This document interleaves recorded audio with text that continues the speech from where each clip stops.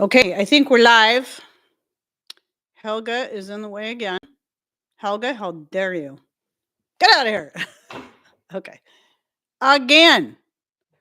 So anyway, I hope my mic isn't too loud. Sometimes I notice when I'm doing the playback that my mic sounds a little loud. Of course, I tend to get too close. I move around too much, I guess. I probably should start wearing headphones, but my goodness, I hate wearing them. I do have a set that even has its own mic, but I know a lot of people do that. And then they can hear themselves and see how they sound. It's a wise idea, but I hate it. I don't want to do it. Hi, Lisa. And of course, Deb. Deb.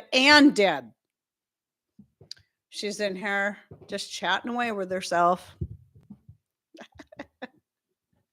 That's dedication, I tell you. So I know people are coming in, and I'll go ahead and do my greeting here. So, hello, everyone. Heidi here from Rain Country 2, Dos, Due. And God is good all the time.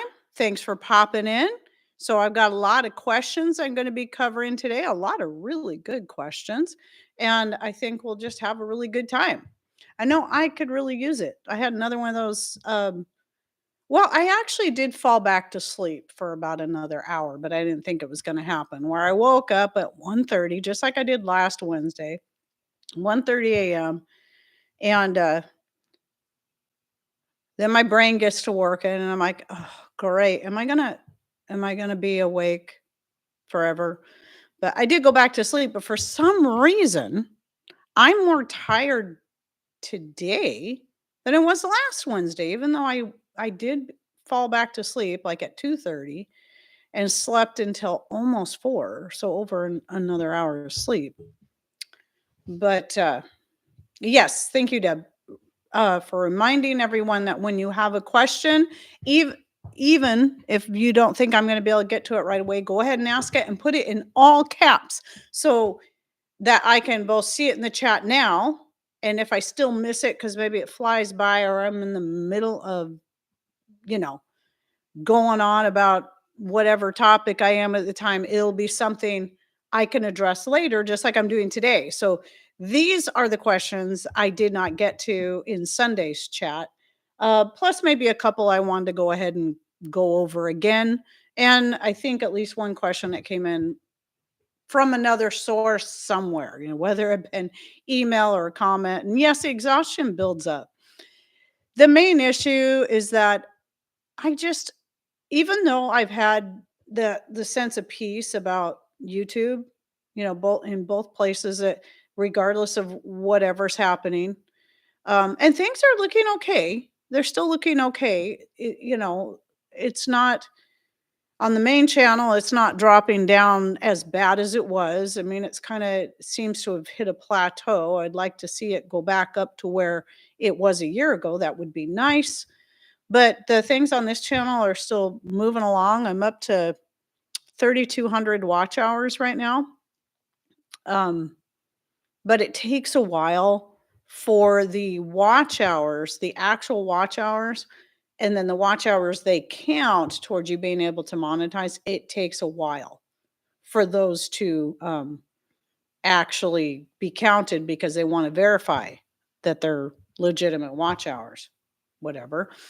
Um, but the thing is, with 3,000 watch hours, I can at least have super chats once that's all verified. Even though we don't do super chats that much, and I don't highly encourage them just because YouTube takes a third. I still get 70%, but also because I don't like you go into other people's chats and some people, and I understand this, especially if it's a busy chat, some people will only address those who pay money. And I don't want to be that person. I mean, obviously you want to make sure you address the ones that people pay for. That's why some people will buy super chats, because they want to make sure they're not just to help support their favorite, channels, but to make sure their question or their comment gets seen. And I get that. That's cool. But anyway, I'm thinking by next Wednesday, I'll be able to at least enable the super chats for those who want to, but I don't necessarily highly encourage it or push it or whatever, just because, and I know that not everyone can afford it. But yeah, anyway, so back to what I was saying is I just, even though I have a much greater peace about my channels, I still have other things I worry way too much about, and in this case, it's just family. It's just a lot of my extended family. I'm always worried about my kids all the time, a lot of times for no reason, sometimes for good reason. You know, it's part of being a parent and a grandparent, I guess.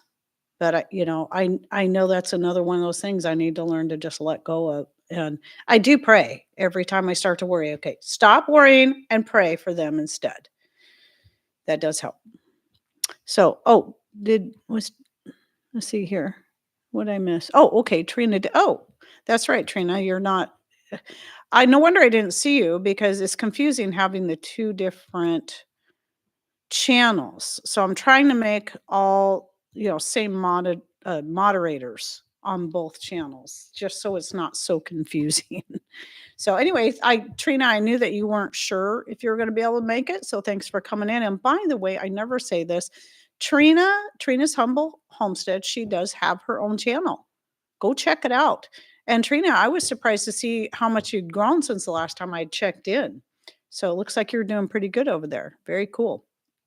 And but yeah, so learning, I know all you moms out there and all you grandmoms out there, I know you must be understanding what I'm saying. It's like when I was a kid and you're thinking, especially when you're a teenager and you're thinking about those, someday I'm going to get married and I'm going to have kids. And then you start kind of thinking of planning out your whole life. And then once the kids, and then when you start having kids, the kids move out of the home. And then um, now it's just you and your spouse and you get to do whatever you want.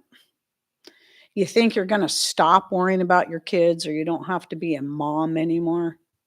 Well, that's just not true, is it? It's just not true. I mean, not that you have to be their mommy, and then my kids don't expect that from me. They're not dependent on me that way. But I just worry about them. They're my kids. I love them. So, anyway, but I have this funny story, and I need it. Maybe I'll have to find a way to sneak it into one of my videos. Excuse me. But so let's see, what's today? Wednesday. So Monday, I finally got to watch Jax and Rowan again because their mom, she had 3 weeks off in a row. And then after the end of this month, she's done with that job. But I'll still be watching them once a week so that she can have a day to go if she needs to run to town and do some shopping for her goods for making for her home business that she's already had going, but now she'll be able to pour more time into it or whatever, and then I can still have all three grandbabies here playing together. So anyway, the story, if you follow me on Instagram, you'll have seen this video. It's really kind of a terrible video the way it starts because I'm usually sitting in this part of the living room on the floor, of course, facing our big south facing window, and the sun was coming in. So there's a lot of glare. So if you go see that, I apologize for the glare, but it's still hilarious. You have to watch it. So I have these little like boxes that I covered with like just to make them look better. Uh, Contact paper, but they still get put away in separate little cabinets. But one box holds cars, one box holds Lincoln Logs. And so the kids had gotten the Lincoln Logs out and dumped them all over the place. And I didn't see what was going on because I was busy doing something else. And then next thing I know, I come back in and I'm sitting there, and Rowan picks up, and she's just an itty bitty thing. She's going to be 2 in March, but she's like the size of a 1-year-old. She's just tiny, but she picks up one of those boxes and puts it over her head and then reaches down and picks up a Lincoln Log and then starts banging the box. And I'm like, "What made her think of doing that?" And then it happened again later, and that was when I caught the video clip of it, but I was having a hard time finding the right angle where I could still get a good video of it without the sun making a glare, but it's still hilarious. So, if you have Instagram, go to my Rain Country Homestead Instagram, and you'll see that clip.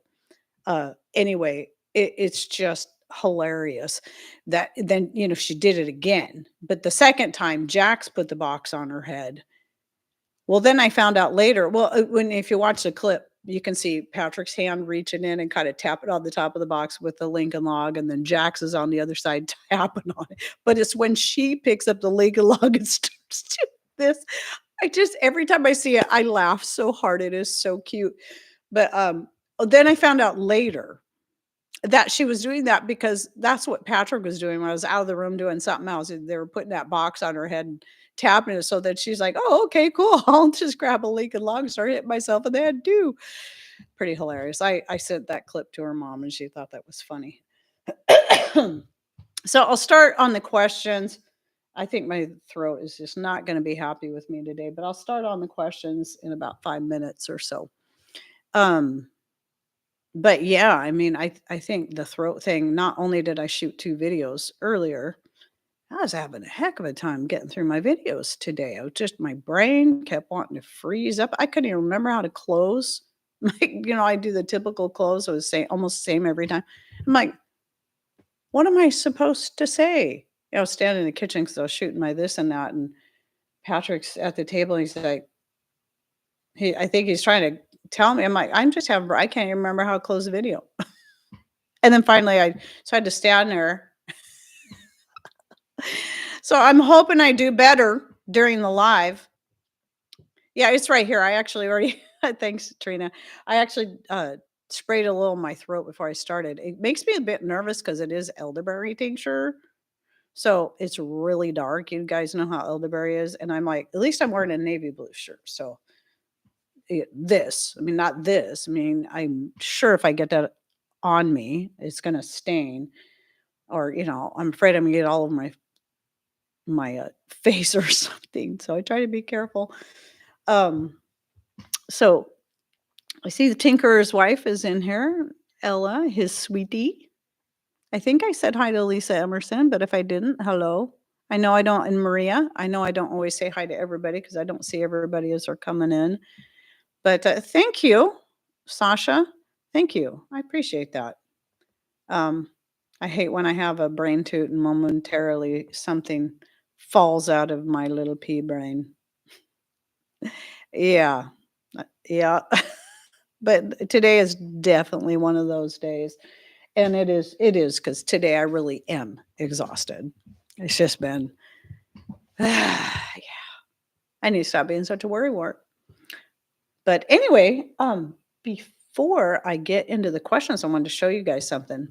So short circuiting, yeah, gosh. Wait, so you can see me short circuit in real time.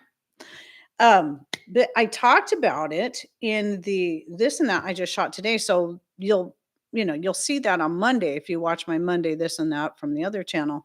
But I did go ahead. I know it was in one of my live shows. I was mentioning these little silicone liners for inside mason jars. Now I've always used the rings before I knew that the rings like you see in this one. I don't know if you can see it. This one actually came with its own little silicone ring. So I've got a set. Some of the sets of colored ones you buy will come with their own silicone ring, and those particular ones are usually pretty good because they also have the little lip on each side. I'm like, I really need to try the full inside lid cover ones, especially for my vinegar, and that will also help. I mean, not that silicone's perfect, but it's better than plastic. And so that will definitely help for the vinegar, prevent any kind of I mean, I get a good seal on the vinegar with this, but because the lids I usually use these for the vinegar. They're thicker, the ball ones, with a ring shoved inside there. And it does prevent leakage, but you wanna make sure you also don't get any air in there. That's the main thing when you're storing your vinegars or the oxygen, just like the oxygen helps convert the sugars in the vinegar to acetic acid, and that's where you get your vinegar. Well, if you keep it like that and you don't, once it's done and you don't store it in a completely airtight container and it's still getting oxygen exposure, it'll eventually just, it'll keep working and it'll work through the acetic acid then until there's nothing left in there but just nasty, dirty water. And I learned that one. And then I saw a video on it somebody had done. It's not someone I follow, but I'm like, well, that's interesting. That would explain a couple of issues I've had with some vinegars in the past.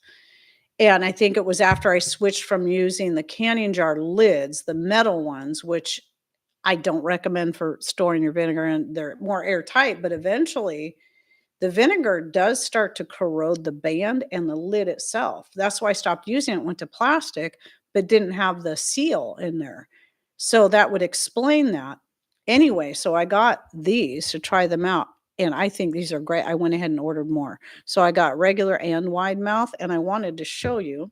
So here is the ball lid with the liner in it. And I love that it has this little tab to make it easy to just grab and pull it out of there. So when you want to wash both the lid and the silicone liner, it's easy to pull out. So I did a test, and I didn't think to do this for the video I shot earlier this morning. Was I went ahead and did a test and stuck that in there. You got to really kind of, stick it in around the edges. I don't think I did that just now, but so hopefully that works really good. And put that on there and put some water in there. Look at that. It is not leaking. No water leakage anywhere. And anyone who's ever bought the ball, they're called leak proof. They're not leak proof. They're more leak proof than just the plain white, the more simple white ones. They're definitely more leak proof than that, but they're not leak proof.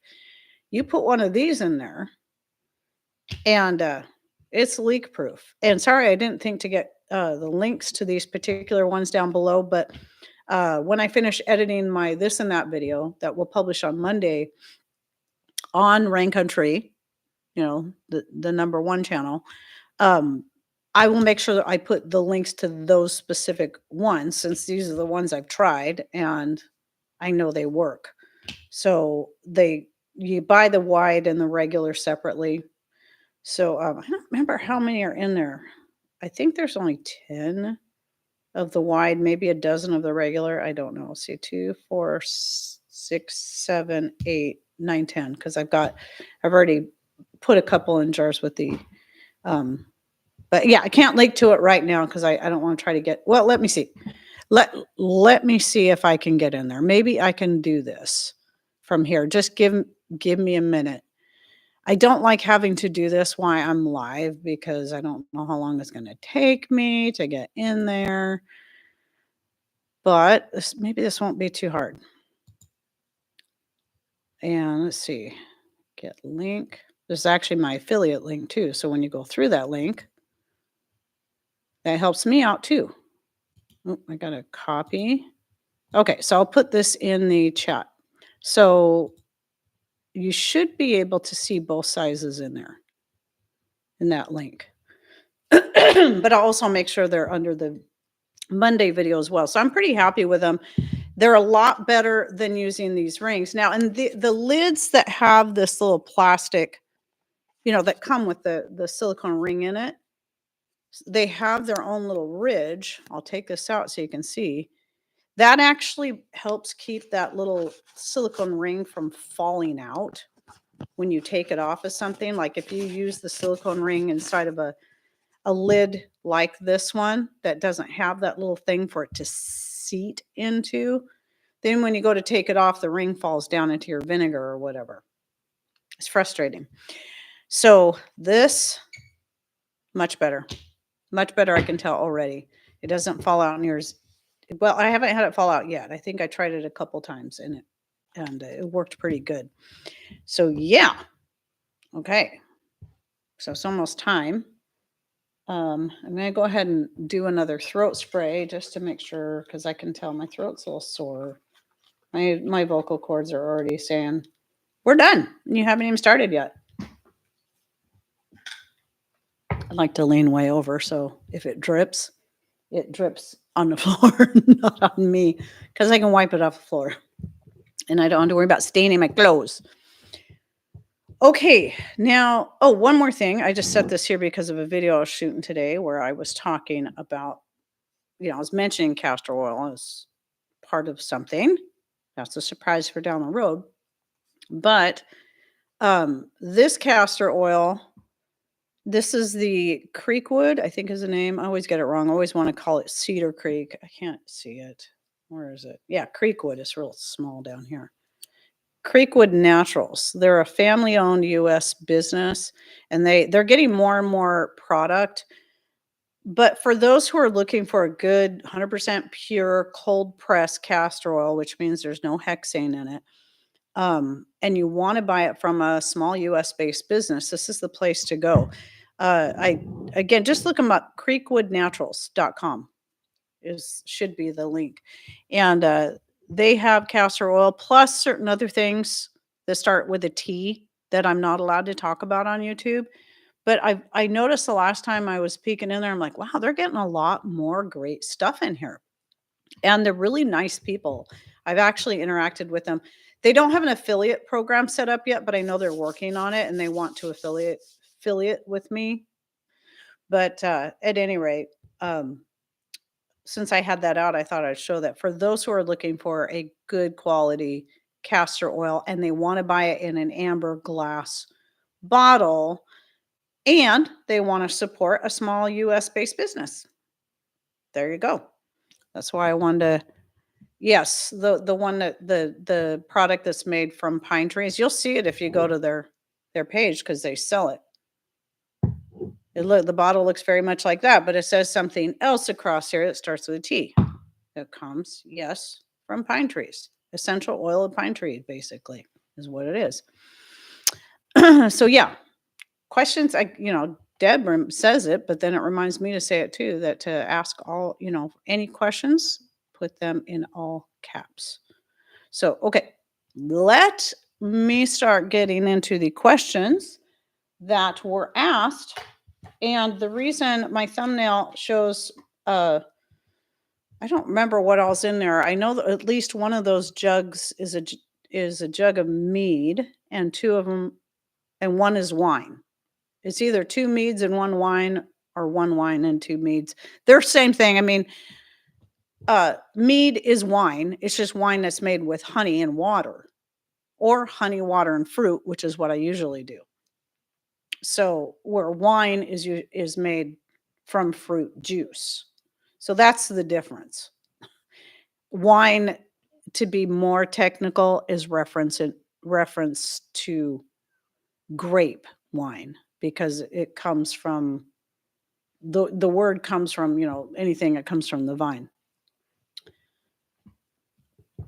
I can't talk about what the T word is used for right now. I mean, you can use it for a lot of things. It's an old-fashioned remedy for internal parasites and all that. The spoonful of sugar helps the medicine go down. That's where that comes from. Because it's an old-fashioned remedy that you're not allowed to talk about, but even on the NIH, you can find information about it and its therapeutic benefits, but you still can't talk about it here. However, if you would like to learn more, all you got to do is go to my Rumble channel. That's linked in the description box. And the video that I did several years ago, I did a pretty thorough video on it. All the videos I've linked to that were YouTube videos under that one are gone now too, even though they weren't mine. But you can find the link to the NIH article publication I'm talking about. But anyway, that particular video is pinned right at the top of my Rumble channel. And that channel is linked in the description box. People like to go search instead of going directly to the link. Go to the link, because there's two channels out there. One is my controlling account. The other one is the actual one I use as the channel. That's where you'll find that if you go to the wrong one, you won't find the one that has that linked to the top. So, hi neighbor. Venus, I don't know where you are at. Are you next door? Are you in the same state? You might have told me before. So, can I get a pH lower than 3? Some have. But 3.0 is good. 3.0 and even 3.5 is good with vinegar. So, okay, questions. So about so the first one, which is why I use that picture in the thumbnail, was somebody was asking me, when making wine, is yeast really necessary? Yes, it is, but I'm sure the question was in reference to the fact that you can, what's the old-fashioned way to make wine? You take a bunch of grapes, you throw them in a vat, you stomp them down, get all the juice out. The grapes are raw, and there's a natural yeast that's going to be present. So nothing typically would have been added. So, but that yeast is necessary to get everything fermenting. Now, if you run down to the store and you buy grape juice or any other kind of juice and you want to turn it into wine, you can do that. But because that grape juice has been heated, pasteurized, or whatever juice it is, you need to add a yeast. You need to add something that's going to get it going. This is why I make my own fermentation starter. I've never bought a wine yeast. Some people will even use bread yeast. Nope, I never have done any of that. I simply use my own homemade fermentation starter, which was made by taking fresh or dried fruits or herbs and then a little sugar and water in a small jar and get it going. I have a video on that. Okay, I have lots of videos on that, but my newest one is the most thorough. It's super easy to do, and then you can use that to ferment anything. And it's about a quarter cup of the liquid once it's good and fizzy, which takes about 3 days, sometimes 5. A quarter cup per quart. So if you're just making a quart of something, a quart of kimchi, a quart of whatever you want to use even though it's not necessary for all ferments, I still like to use it, especially if I'm fermenting hard-boiled eggs. I definitely use it. Then you add a quarter cup of the liquid. If you're doing a whole gallon of mead or wine, you add a whole cup because a gallon is 4 quarts, 4 quarts in a gallon. I know some of you are probably wondering, why do you keep telling people how many quarts are in a gallon? Doesn't everybody know that? You may be surprised. They don't. A lot of people don't know how many quarts are in a gallon. And I learned this because, I'd have people say, if I'm making a half gallon of vinegar, people will say, well, how much of this and that do I need if I'm making a whole gallon? How much of this and that do I need if I'm making a quart? So 4 quarts in a gallon, 2 quarts in a half gallon, 2 half gallons in a gallon. Yeah. You can make wine out of anything you want, any fruit you want. I haven't made elderberry wine because it's not been important to me to use my precious elderberries to make wine with when I want to reserve it strictly for medicinal purposes. I have many other I get grapes coming out my ears. So I use grapes to make wine. I use my apples sometimes to make wine. If I've got a ton of apples and I'm tired of dehydrating, then I'll turn them into apple juice and maybe take some of that and make a wine out of it, which is pretty nice. And I use rhubarb to make wine, and I use blackberries to make wine. I don't need to make elderberry wine, but you can do that. Yes, you can make dandelion wine. The process is a little different, but see, I got scobies in every jar of fruit. Remember, all caps, people, if you're directing the whole thing in all caps, that stands out better. Got scobies in every jar of fruit vinegar this season, over 25 quarts. I've never made vinegars before, and I feel very blessed. Oh, that's okay. What can I do with all the scobies? I hate to throw them away. Good question, Lisa. I get that one a lot. Mine always get tossed to chickens. Some people save them. Some people will start new vinegars with them. It's not necessary, but the nice thing about them is that they will help hold down, keep things under the liquid so you don't have to stir it, every day when it's in the really bubbly period. I've never used it for that. I just simply throw them to the chickens. The chickens will eat it and it's very, very healthy for them. Some people like to dehydrate the scobies and then powder them up and use them as seasoning. I tried that and personally was not impressed, but they are healthy for you to eat. I don't like them, but that doesn't mean you can't use them. If you hate the flavor, you can encapsulate them. I'm just not interested enough in that it's like, it's good for my chickens. Give it to the chickens. It's easy. Just throw it out there and they will eat it. My peach vinegars always get the biggest SCOBY. And one year, you'll see this if you go look up. I think I showed the picture in the video I did on what is a SCOBY, the symbiotic culture of bacteria and yeast, which is what it stands for. And what can I do with it? Well, I have a picture in there of one of my peach vinegars got a SCOBY that tall. It was massive. It was like that big around, because the size of a, half-gallon jar, and it was huge. But my peach ones always get the best and biggest scobies. And then apple next. I think I've done pear vinegar once, but there's certain fruits that produce better scobies than, like, usually your herb ones, you may or may not get a SCOBY on it. And if you do, a lot of times they're really thin. You might get a few little paper thin ones in there. So no, I do not pasteurize my wines. Nope. I don't pasteurize the vinegar. I keep everything raw as I can. Now, the reason I use I'd use it anyway, but the reason I use the starter in my grape wine, even though the grapes are raw, is because I freeze them. It makes them a lot easier to juice. Same with the rhubarb. And I don't do that with the apples, but I do that with the grapes and the rhubarb because they juice up so much easier.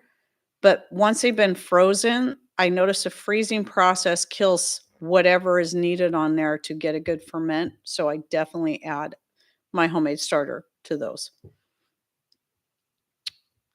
Yeah, some people call it like a SCOBY hotel. I keep my Deb was saying she keeps her scobies in a mason jar in the fridge. And some people keep them for, whatever, their little SCOBY hotel. I did that for a while and then realized I'm never going to do anything with these. And I tossed them. You can convert a vinegar SCOBY into a kombucha SCOBY because all kombucha is a vinegar made with from tea. Black tea, green tea, oolong tea, anything from the tea plant. The tea plant being the Camellia sinensis or the Camellia japonica. That's what tea actually is. We just call pretty much any hot liquid that something has been infusing into tea. And I do it because it's a lot easier than saying, I'm going to make myself a peppermint herbal infusion today. No, I'm going to make peppermint tea. That's easier to say. Just like the people that get bent out of shape. I've had somebody, and they've done this twice in the past couple of days. This is just misinformation when you call something organic. When you call any food organic, all food is organic. Yes, we know that. It's organic material. Our bodies are organic. Doesn't mean they're not full of chemicals. Like if you're taking medications and whatnot, you can eat, apples are organic. But if they're not grown organically, then they're full of pesticides and other chemicals. We're all smart enough to understand when we're referring to food, we're buying something organic, that it means it hasn't been sprayed with chemicals. Hello?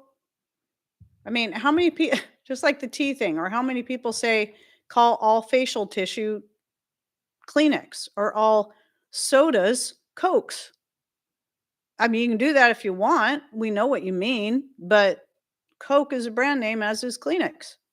So, I mean, come on, people. Or the ones that get bent out of shape about calling, saying almond milk or oat milk or, whatever. It's not milk. Stop calling it milk. We know it's not dairy milk. We know that.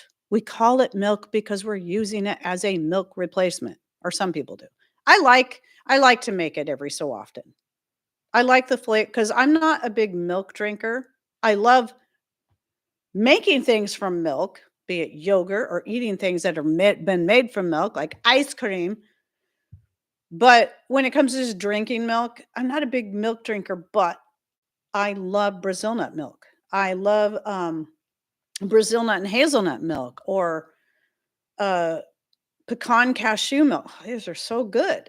And every once in a great while, I'll make some so I can drink the milk and then take the pulp and use it as a flour, or use it as is to just throw right into like a pancake batter or some kind of sweet bread batter. Regardless, we know it's not real milk. We know that. Come on, people. Stop being so doggone nitpicky and silly and looking for an excuse to tear people apart and try to make someone look like a moron. I think it makes you look kind of ridiculous when you're the one doing that. At any rate, see, now, when you guys see me live, this is when you get to see how I really feel about some of the silliness. Oh, okay. I'm sorry. Oh, Tammy, sorry I'm late. I was talking to my oldest daughter about the fire. She lives in LA. So sad was that. Oh, I guess I haven't been keeping up on that. I'm really terrible lately and just not really keeping up on news. So is she doing okay? Is she like in the, let's see, she's 5 miles from the ooh, scary. Scary. We'll be praying for her, Tammy. And for anyone else. That's always a scary thing. Even here in Forks, I think it was, well, some of you already know, you've been following me long enough, but I think the last really big fire that came through this area and pretty much burned the whole town. It was back when it was just a small logging town, but there was a fire even in our very, very wet area, but it was like 100 years ago. Burned the whole town down. Well, 2 summers ago, we almost saw the same thing happen again, and that was scary. It was a scary thing because it's like you forget. That's one of the things in our area we tend to forget can still happen here. Because you think it's wet here. Nothing burns. It's wet. It can. It can get dry enough that things can catch on fire and burn around here. And it's usually July, August. Usually August is the worst, is when it's the driest. But that year it was actually July. It was surprising because it was because of 4th of July. People lighting fireworks off, even though there was a ban, because by that point it was already too dry and people were doing it anyway. And somebody did lose their home because they live outside of town. They lost everything. Well, I think they lost everything, but they came out. They made it out okay. But the fire was heading to town. And they had already evacuated one where my daughter-in-law's parents lived. They evacuated that whole neighborhood. They were getting ready to evacuate the next one, and then ours would have been next. So it was scary. We were definitely getting ready. Well, thankfully we have a box truck, and Patrick brought it over, and I think he had brought it over, and we were going to get ready to start moving everything in there. But then the winds changed. That was part of the problem, was we also had the winds, but the winds changed just in time that nobody else lost their home, and the fire department and all the other entities that were out there managed to get it all under control. My nephew and my son were both there fighting that. Hi, Tyler. Here in the Piney Woods area of Northeast Texas, fires can be devastating. None for a long time, but there is a lot of care during high drought. I bet. Okay, so let me get on. That was only the first question, people. Let me get on to the next question. Well, this is like, I like Wednesdays, though, live shows, because it is kind of a free-for-all, unlike my Sundays where I try to stick to a specific topic. So, yeah, what was this here? I had a burn pile once that my ex thought was okay to light. Oh, ooh, yeah, not during a dry spell. Yeah, scary. Scary. When I first moved here, we never had the whole, I don't know how long I lived here before I first started seeing really dry spells here. It just wasn't a thing. But now we actually had a couple different years, we actually had to be put on water restrictions, and that's just unheard of in our area. So that was crazy. Okay, next question. Somebody asked me what my opinion was on glass Pyrex. Well, I personally use it a lot. It's so the three main cooking, baking type things I use are Pyrex glass, cast iron of whatever good brand I can, some of them are secondhand. Got some really good secondhand pans, by the way. Um, let's see, what am I thinking? Oh, and stainless steel. Those are the top three I use: glass, stainless steel, and cast iron. And I think all of the glass that I use is Pyrex. Now, I'm not sure why somebody asked that, but maybe they know something I don't. Maybe this would be interesting to learn. I was going to try to look it up and I forgot, but has anybody heard anything about Pyrex having lead in it? I mean, that is common in glass, but I know a couple of the Pyrex baking dishes I have that have lids, or the round kind with the lid. I love those. And my mother gave them to me. I don't know how old they were, but they're brown. I'm assuming they might be from the 70s. Perfect shape. All my pie pans are all actually glass Pyrex. I don't use metal pie pans ever. So, especially like aluminum is what I'm thinking. But yeah. Anyway. So today I'm even more free to make wisecracks? Sure. Always. New Pyrex is made differently. I wouldn't be surprised. And none of mine is new. All of mine is older. So I wondered if that's, Linda, I was wondering if that's why somebody asked, if maybe they're doing something different to it now. I'm not sure. It seems like every time some company changes things for the better, new and improved. Well, it's not actually new. You might have improved it, but it's not actually improved. It's actually worse. Kind of like the ball canning lids, the ball canning jars. I've heard so many. It was a few years, 2, 3 years ago. People kept telling me that they just bought brand new ball half-gallon jars and just sitting in storage. They'd break. They're just sitting there with dry food in them, not even anything heavy, and the bottom would just bust out. I had 2 or 3 different people tell me that happened to them, and one person was sending me photos. I'm like, "That's insane." I've got a whole bunch of half-gallon jars, but they were all either bought new years ago at our local store, or they were gifted to us secondhand. I have never broke a half-gallon jar, and they would be the ones more likely to break because they're bigger. The bigger the jar, the less sturdy it's gonna be, the more apt it's gonna break, but, and I think somebody else was saying something about that happening with their quart jars too, maybe. I know these green ones um, I bought them to use as drinking glasses. Now, the purple ones I haven't had any issues with, but the green ones, I've broken at least half of them. Hardly doing anything. It was really disappointing because I like the green ones much better. The old Pyrex with the designs has lead in them. That doesn't surprise me. But I don't have any like that personally. They're kind of cool to look at, but all of mine are clear. Or they might have color to them, but they're the clear kind. They're not opaque. They don't have designs. The logo is different on the new Pyrex. They're definitely cheaply made. That does not surprise me. Glad I have a lot of old Pyrex. That just makes you think, if you like cooking with glass stuff and you like Pyrex, maybe go to eBay and see if you can find some of the clear glass bowls. I know that or garage sales, I have several Pyrex. Is it Pyrex and Corel the same? I don't remember now.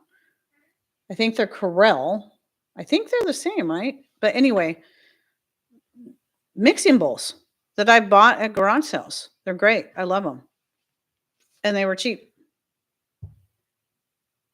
Lead safe mama, she tests all the stuff. Cool. Good to know, Lisa. Thanks. Okay, so next question. Let's see, B lady, who's probably not here today, but she was asking, I just remember it was her that was asking, even though I didn't write it down. She was asking best oil for under eyes. Well, part of that's going to depend on the person. Some people might be able to handle castor oil, but not everybody is. We are probably about 40, 45 minutes late, but that's okay. There's always the replay. I'm only on to the third question. That's on my list. Not everybody can handle castor oil. Some people are going to be more apt to be allergic to castor oil than certain other things.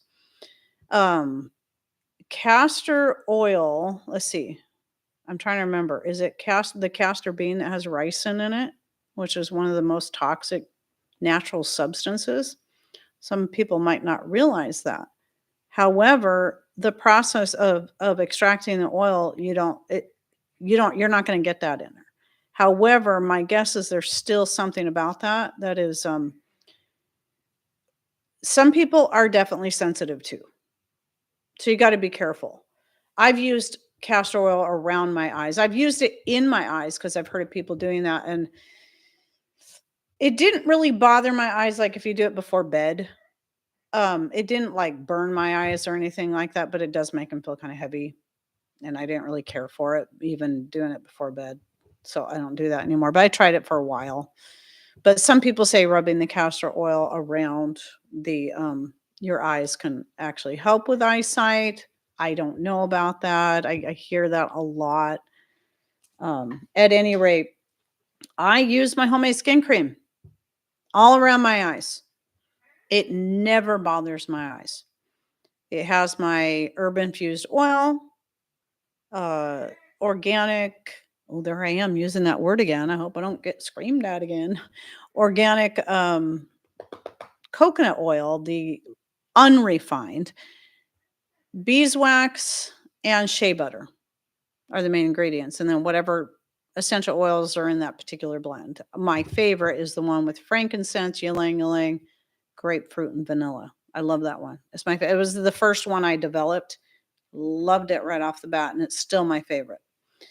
But I've never had problems with that bothering my eyes.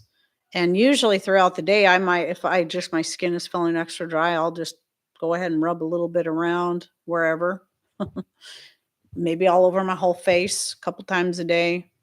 But I use that same stuff on my feet, my hands, or any other dry spots. I love my homemade skin cream. And yes, I have a video recipe on that, as well as I sell it for those who might be interested in trying it. In fact, I just made a bunch more tins up ready to go for anyone who's interested. So if you're interested and you don't know that we do sell some products that we make, not as much as we used to, but we still sell some, which, by the way, seeds, I still have a lot of seeds, and I know garden season is coming. Anybody who wants to buy seeds, they're also in my product list. Just email me, raincountryhomestead@gmail.com, asking for the product list, and I'll shoot that out. It gives you instructions on how to order, what my payment methods are, and and the prices, and usually the shipping is pretty much standard for the individual things. But obviously, if you're ordering several things, I adjust the shipping to fit the weight and size of the package, so you're not overpaying for shipping. But yeah, seeds ship free with anything else. So if you're already paying shipping for this or that or the other thing, seeds typically can ship free because they're not, they don't take up much room and they don't weigh much. But I do have quite a few herb seeds and a few, like I have glass gem corn, the Chinese 5-color peppers. What are the other veggie things that I have? I don't do a lot of veggie seeds. Beans, the runner beans. It's mostly scarlet runner, but there'll be a few sunset runners thrown in there. And snow peas. There might be one more I'm forgetting. But everything else is herbs, like medicinal herbs. So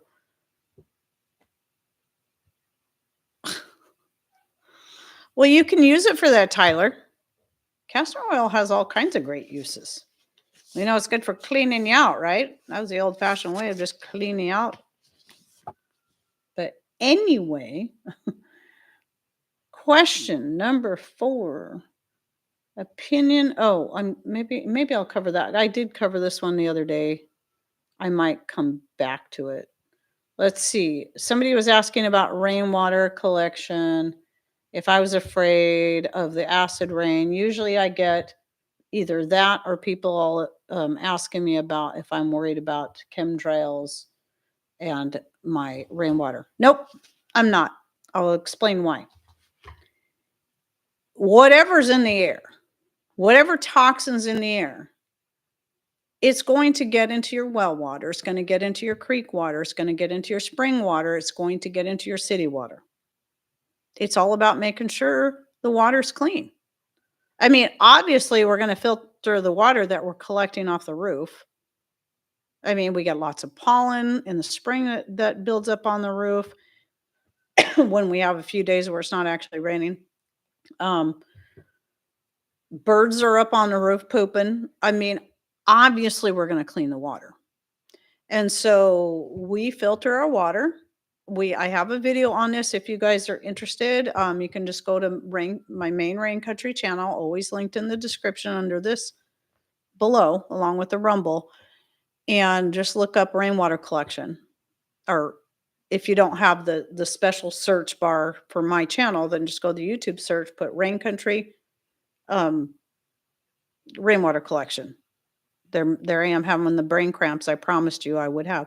And you should find out. I kind of show some images and stuff and talk about how we collect it and how much water basically that we collect and how we clean it. We have several ways of cleaning it, including reverse osmosis, but we really don't use that one often. Not our favorite one to use. We just use Berkey filters. Yes, we use Berkey filters, and I'm not afraid of them. Oh, thank you, Deb. Thank you for gathering a link to the skin cream recipe. I'm breathing the air the rain falls through, drinking it. Yeah, our snow cream is right. That's the other thing too. You're breathing that same air. I'm pretty sure the rainwater that I collected and that we're drinking after I filter it is much cleaner than the air in the first place. So yeah, I don't worry about that. And we've been doing the rainwater catchment for, and consuming that water for, I'm thinking 12 years. I think the main reason we started doing it was not only just to be a little more self-sufficient and have that backup source of water, but it's because back then they were still fluoridating our city water, and we were trying to get away from everything fluoride, everything fluorine, so that we could heal our thyroids and go off the medication that we're on. That was one of the big changes we made. I know a lot of you have heard me say this a billion times, but I don't know how many new people might be in here that haven't heard that story yet. In the kitchen and garden with Tracy. Hello. Okay, what did I miss? It used to be. Oh, sorry. I'm like trying to read and then the thing bounces. Well, you know what? So I noticed this last comment here. There's more. Lisa, go to the video I just was telling you about. I personally like to use the Berkey filters, but there's other ways. There's reverse osmosis. You can also sterilize your water through UV light. You can also, there's a whole bunch of different ways. We have several methods. Let's see. I thought I saw another question here. Terry wants to know where to get your recipes for skin lotion. Oh, okay. Well, you might have seen that Deb linked to that there, Tyler. So, okay. I know I still missed something. Okay. Anyway, so that's the bit on the rainwater. Okay. And then I want to just kind of touch really quickly. So I'm not sure if all of you were here Sunday. I think most of the people that are in here were here Sunday for the live show where I was talking about how preparedness is an insurance policy you cannot be denied. I just like to say that again. So whenever anybody's hounding you about being prepared, about putting up all your green beans from your garden and maybe stocking up on things that you can't grow or having a rainwater collection or means to um, survive without electricity, and they want to give you a hard time about it, just remind them preparedness is a form of insurance that you cannot be denied. Just remind them that. And it's that simple. It's just that simple. Preparedness is an insurance policy. It doesn't cost as much, and the money doesn't just disappear and be gone once the policy is over because your policy doesn't end. It's always open, and you get to keep it going as long as you want. And whatever you put up, and you make sure you put it up properly, it's going to be there for you when you need it. And you're not going to deny yourself that, what you've worked so hard to put up. So I just wanted to say that again, even though I cover that quite a bit on Sunday's show, but I want to get it out there in many places as I can because it's so simple. It's just a simple point. Let's see. How long is dried meat shelf stable? Or for how long is it shelf stable? Okay. So whenever people ask questions about any food, any shelf stable food, how long it is, my first gut instinct is to say, well, if it's shelf stable, it's shelf stable, which means it should last indefinitely. However, I do realize there's outside things that can change that. You know, if you bought it in a certain type of packaging, it may need to be repackaged in a better form so it will last for longer. I mean, how many times have people bought jerky in just plastic bags and just threw it in a cupboard somewhere and forgot about it for years? And oh, yeah, look, there's this jerky and it's still good. That's meat. And there's hardly anything special done to it other than the marinade. The marinade is also what helps, it's a little salt and stuff in there that's going to also help preserve it, but it's dried. So whenever I'm putting up any kind of dehydrated meat, be it jerky or be it the more crispy meat that I dry by cooking, freezing, then dehydrating, so it's much easier to rehydrate for whatever I want to use it in, I vacuum seal it into jars. If there's no fat in it, you don't have to worry about rancidity. But who wants to take all the fat out of their ground beef and all the fat out of everything, because that fat is good for you and it adds flavor.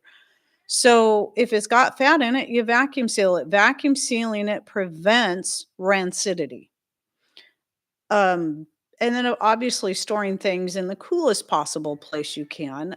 I can't give you temperatures and tell you what's ideal for everything. I know it's out there, but I'll never remember because I don't go by that. And around here, it's really rare that inside our house anywhere it's going to get too hot for anything. And the places I store my food, most of those places stay relatively cool all year round, even on the hottest days. So the things that can cause food to go bad, if it's fat, it's going to be heat and oxygen. That's going to cause it to go rancid. So depriving it of oxygen and keeping it in a cooler place. But I think even if you live in Florida or other hot or Texas or whatever, I believe you can still keep it from going rancid. This is where things like root cellars and whatnot can be a good thing because that's what root cellars are for. They're for keeping your root veggies from spoiling, where you don't even have to can them or anything for a much longer period of time, but they're not necessarily shelf stable. But dried meat is shelf stable. So yeah, people ask us a lot, but I just say as long as you vacuum seal your stuff and your seals hold, it should last indefinitely, just like canned goods. Don't fall for the lie that just because, that your canned goods only last a year. No, that is not true. The worst thing that's going to happen over time is you will lose some of your nutrients, but not all. I know I've covered this one quite a bit too, but I got to remind people of that because we've all been taught that, oh, this thing has an expiration date. No, it doesn't. It's very likely doesn't actually have an expiration. If it's milk, it probably does. But if it's a shelf stable thing, it's unlikely it actually has an expiration date. It most likely has a best buy date, best used by date. And just because you've got to that date and if you surpass that date does not mean it's bad. That's not even what it says. It just means best buy date. You know what that is for? That is so that you'll throw that food out and go buy more. That's what it's for. That's why they put the date on there. But that's generally speaking. It could also mean that it's a good idea or to know that there might not be as many nutrients left in there. I mean, same thing with freeze-dried foods. They'll say freeze-dried food was last 25 years. Well, so does dehydrated foods. What their claim is that it's not really that it spoils after 25 years. It's that you're going to lose quality after 25 years. Well, I would say the quality would probably already be going down by 25 years, but it doesn't matter if it's dehydrated or freeze dried or canned, it's still going to have some nutrients. But it doesn't mean that one day it's all bad. It's still going to be food. Which reminds me, this wasn't a question, but I get it a lot. Now, while I prefer storing as much of my herbs and other things that I put up from my own garden or purchase and repackage into jars, I prefer using glass jars because, canning jars, generally speaking, are going to be safer, more airtight, blah, blah, blah. There are some things that are stored in Mylar plastic. I try to avoid plastic as much as possible, but why do I do that? Well, one, because it's diversifying my storage. Because if this big, scary, massive earthquake that they've been predicting forever does finally happen, I think anything in glass jars, no matter how they're stored, is going to be gone. It doesn't matter if they have this thick padding around each jar. It's not going to matter. It's probably going to be, it's going to be destroyed. So I want to have a little more diversity. I also want to be able to have things that I can grab and go if I need to get out. Just like when that fire was coming through 2 summers ago, and we were thinking we were going to have to be evacuated or, that they were going to tell us to get out. So here's the thing. Would you rather have no food because everything you had stored in glass has been destroyed now, and now you have no food? Or would you rather have food that may or may not have a few toxins in them because they were stored in plastic or Mylar? No food or possibly contaminated food. Just some things, just some food for that. Yeah, if food is not spoiled, it's edible. Basically speaking, yes. So, anyway, yeah, you think about people who've been starving, they would be happy to have that food stored in plastic. Am I saying it's the best way to store food? No. But it's better than nothing. Or that food that's been stored in jars and was canned 25 years ago, canned back in the 70s even. Would you rather have that or none? I'm sure there'd be people that'd be happy to have that food in those jars. As long as it's not spoiled, as long as those seals held, it might not look pretty. It's still going to be food. Dogs need a walk. Okay, they're getting chubby. All right, Tyler. Thanks for stopping in. All right, let's see. Let's do another question here. The insurance policy, dried meat, shelf stable. Do ginger peels change the taste? So I had this question because I had a short come out I don't know if it's published on one of my YouTube channels or not. I can't remember. But I know I put it up like on Instagram or something of showing me and I do touch on this on Mondays, this and that, but they saw that I had not peeled my ginger before I chopped it up and dehydrated it. And I don't. I'm not going to. Two things. One, it's totally unnecessary because the peels are edible. Two, every time you peel ginger is not only a massive pain, but because of all the little pieces you got to work around, you end up losing a heck of a lot of it. And for us, ginger just, I've tried. Trust me, I've tried. And I actually got a ginger plant to grow. And as soon as I moved it outside, it died. So I just think it's a waste of time. The only time it might be necessary is if you just really don't like the peels or like the texture. It may add to your food because it will add texture if you're chopping it up and throwing it in your food. But if you're dehydrating it and powdering it, you're not going to notice the difference. And no, it doesn't change the flavor. A lot of my dried ginger, which I have used some of it in foods, in meals, and I've used it to make my dried veggie kimchi, where I took all dehydrated vegetables, carrots, onions, garlic, the ginger, the cabbage, and I know I'm forgetting something. Used all dehydrated goods and then and made a kimchi out of it, fermented it, and it was good. But the ginger was a little more chewy, and I think part of that was due to the skins. But I'll cook with it. I don't care. Does ginger put out any fumes while dehydrating? Well, I've always that's the one thing is the ginger is well, I've only been doing it this way for a couple of years. This is my second year. So what I did was I buy the 1 pound bags, like 3 1 pound bags for the organic ginger from Azure Standard, which is excellent, and they have a really great price. And then just chop it and dehydrate it up. But I use my wood stove.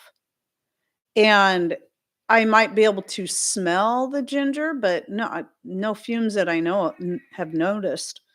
It might take a couple of days for it to get really, really dry, but it dries beautifully next to the wood stove. So in the wintertime, that's when I like to use to dry the things that I know will do good, will dry quickly next to the wood stove. So I don't have to take up the space on top that I need for making coffee, tea, and making our dinners. And so ginger is one of those things I can do that with. And the really cool thing is I wish I would have brought that jar of ginger, but you'll see if you watch on Monday, this and that, is that 3 pounds of ginger, once dehydrated, will perfectly fill up a quart jar. And then vacuum seal it. So I'm working through the jar I put up last year at the same time, dehydrating it. And now I've got another jar put up. And next winter, I'll probably do the same thing. It's still going to take me a while to work through the quart jar I did last year. I've been working through it, but it's going to still take me a while. Mostly, I like using those in teas. Oh, it makes a great tea, or infusion if you want to be proper, because organic or nut milk is not proper. Whatever. Anyway, I'm sorry. I'm being a smart aleck. I'm being a smart aleck because of people and their smart aleck comments. Not in here. You guys are all great. You guys are always nice and polite and sweet and funny and fun. And I appreciate you. Thank you for not being jerks like some people. Okay. Anyway, what was it? Oh, well, there we go. That was one of the questions. Well, that was the last question on here was, have I ever fermented? No. Have I ever dehydrated fermented vegetables? Now, I haven't done that. One of these days I'm going to try, but um like I said earlier, excuse me, I have fermented dehydrated vegetables. So I've done it the other way around.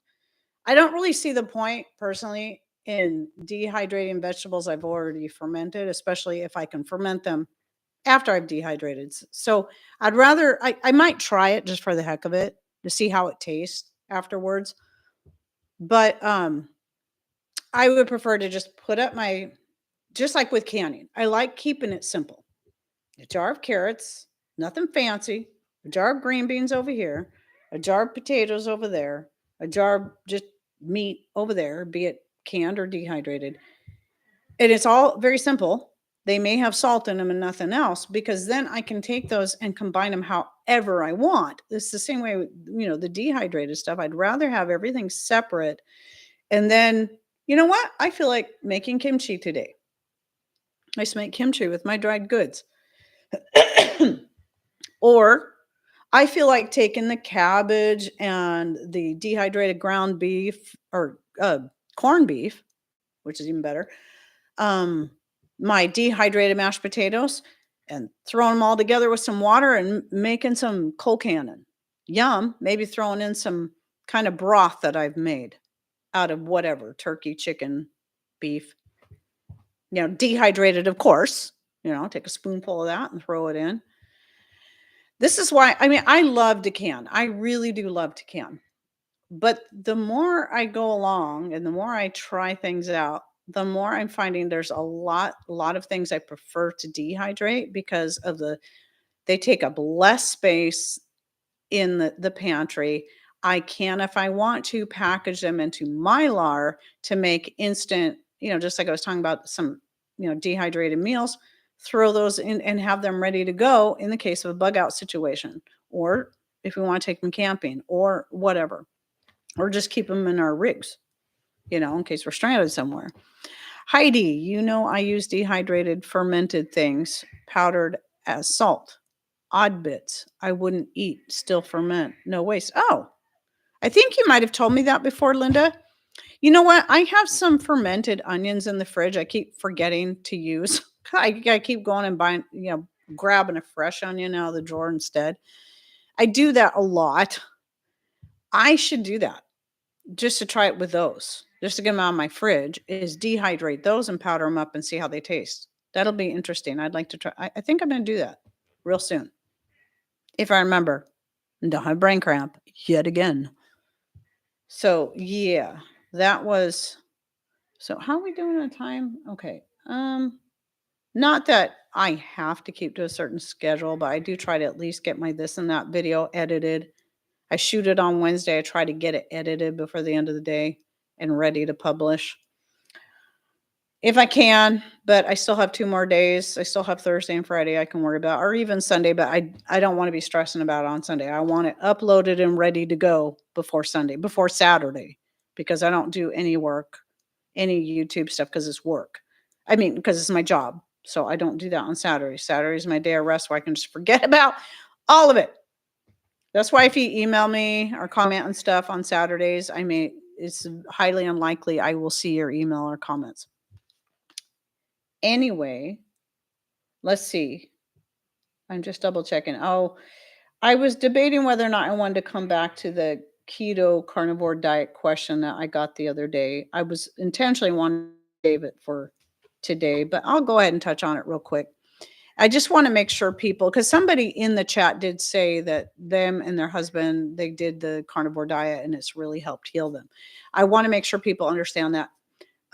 I have nothing against that. I think it is absolutely great and absolutely necessary sometimes that we cut certain foods from our diet to be able to heal certain things. It's just like with our thyroids, when we were going off the medication, we cut certain things for a time to help. We didn't go completely gluten free, but we cut back on the gluten. We cut back on a lot of things just to make sure we were giving our bodies chance to heal. And coffee, try to cut back on coffee, not drink so much of that. Or for me, I actually went where I was not drinking any at all. I was only doing the jet fueled latte because it has all those thyroid boosting goodies in them, which is another one of my recipes. But which I need to get back into doing that again, because I think it would help with some of my stress and worry that I've been going through. That's, making me wake up bright and early. Way too early. I get up bright and early in the morning anyway. To me, 4:30 is a great time to get up, 4:30. But when it's 1:30, 2:30, that's too early. I got to have some sleep. So, did I finish? Oh, so I have nothing against a carnivore diet, and I don't want anyone to ever get it wrong and think that I am bashing on being carnivore, bashing on being a vegan, bashing on being gluten free, bashing on being dairy free or grain free. Each person has to find what it is they got to do because we've all of us, somewhere in our lives, in some form, have been exposed to things that have caused health issues that we have to get to the bottom of and heal. And sometimes it does require that. And I totally get that. But my point is that I don't think people should just jump on something because it's a fad and think it's going to be the best thing for them because it's not. It's not going to be it might be working great for this person over here. Like, I don't know if you guys watch the Texas family. I mean, they just all look so healthy and wonderful. I mean, Carrie's skin just glows, and you can see the carnivore diet has just been absolutely great for them. And that is so cool. But somebody else may find that might be detrimental. They want to try it because they want to look beautiful like Carrie does. But sorry, I shouldn't have said her name.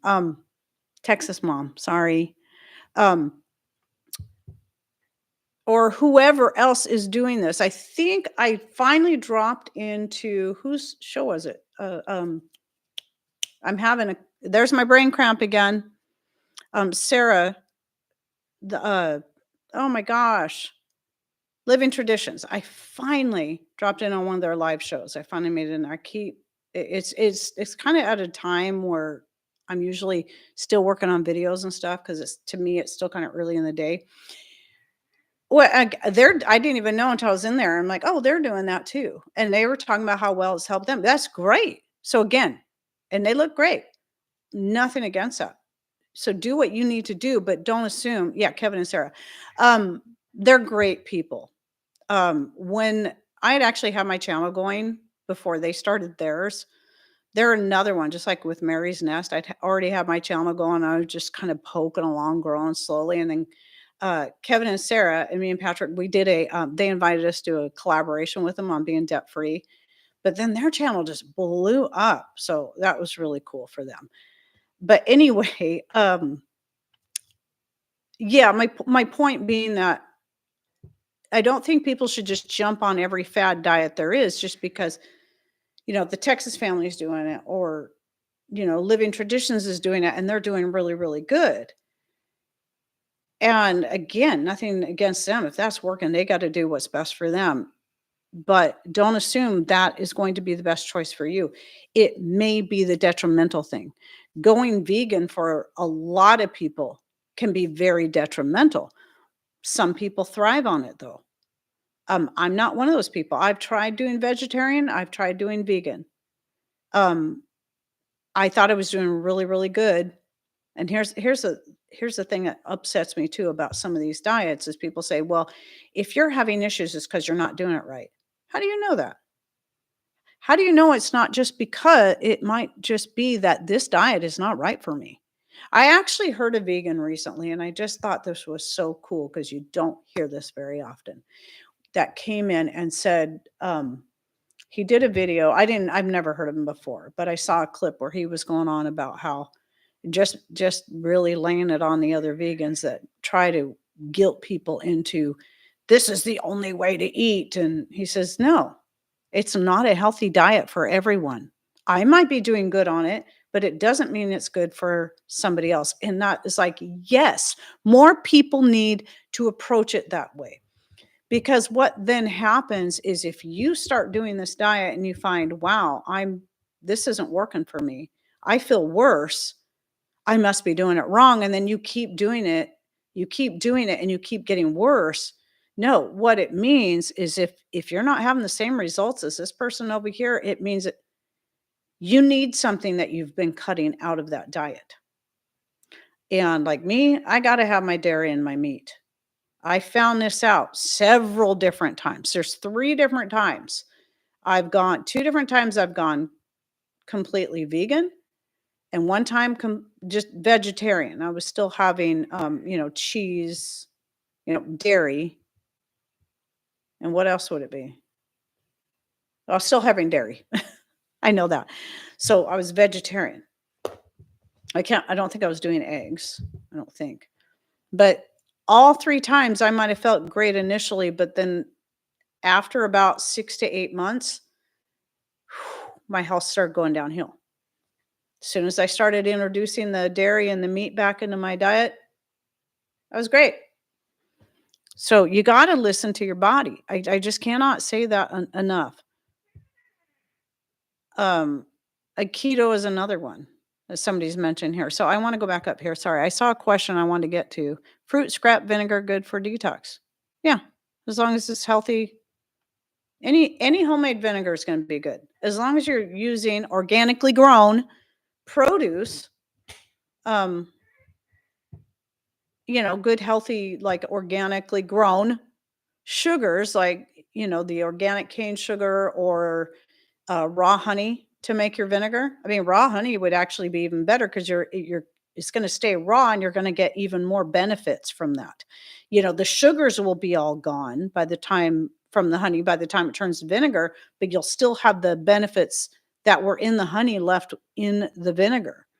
In fact, I've been because something else that's been, and I think it might just be from my constant worry, because I noticed that when I start having lots of issues with my stomach, it's because I'm worrying too much again about my kids or whoever else, my grandbabies, whoever. And I've started since I've been trying to get in a habit of taking my eggshells every day because they really do make a difference in my teeth. My teeth not turning gray, turning translucent. Then I'm now what I do is I'm like, oh, I should start. I got all this great homemade vinegar. I should start taking this to see if it will help with my stomach issues. So I've been taking my homemade. I don't even know what kind it is. It's whatever kind I got stored in the kitchen. It's probably mostly apple. Sometimes I mix them together. It could have a little bit of dragon fruit or pineapple or something in there. It doesn't matter as long as you use good healthy ingredients and with no pesticides, chemicals, blah blah blah. That's just too long to say. Organic. So whoever has a problem with that, get over it. Um, yeah, it's gonna have the same benefits. It does not have to be apple. And if it's made with the apple scraps, it doesn't have to be made from the whole fruit. It's really mostly about the vinegar itself. And obviously, like different fruits, different herbs. Remember, you can make vinegar from herbs. They're gonna add other types of benefits that maybe apple won't have. So let's say, like for the gut issues, like Trina was talking about in her latest video about taking the oregano oil to help with her issues that she's been having, or those were infections, sinus infections, I think. Sorry. Anyway, I got to think about the gut issues because too much oregano. Anyway, um, but let's see, or garlic, oregano garlic vinegar. That's why I make that for my chickens actually to put in their water. But yeah, the sinus infections.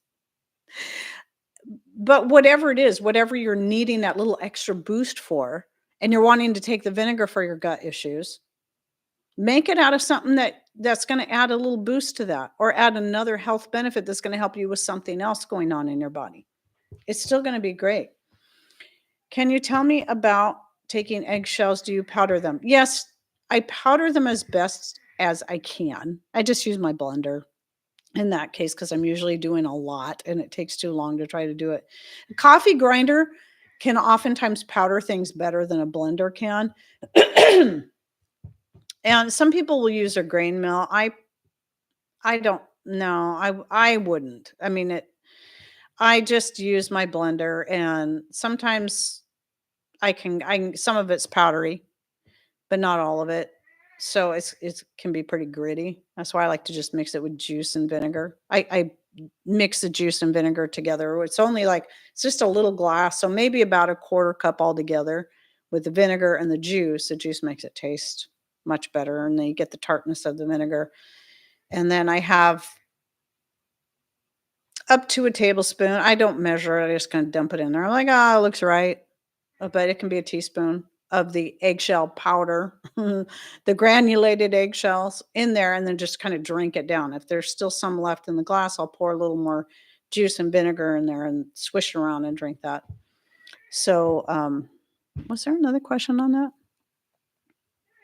I personally do not bake them. You can. If you're concerned about salmonella, just stick them in the oven. I wash them well and allow them to dry. So I wash the eggs obviously first before I'm going to use them anyway. And then after I've used the eggs, I rinse them out really good and then allow them to dry. And then once they're fully dry, I can powder them up. Or I crush them up and put them in the chicken scratch so they can get them too. But if you're concerned about salmonella, I think it's like 10 minutes in a 200-degree oven. It's not I look it up to be certain, but I think that's what I remember. 10 minutes in a 200-degree oven will kill the salmonella. I'm personally not concerned about it. Yes, I know it can happen, but I think it's just like botulism and certain other things. I think people are being taught to live in fear.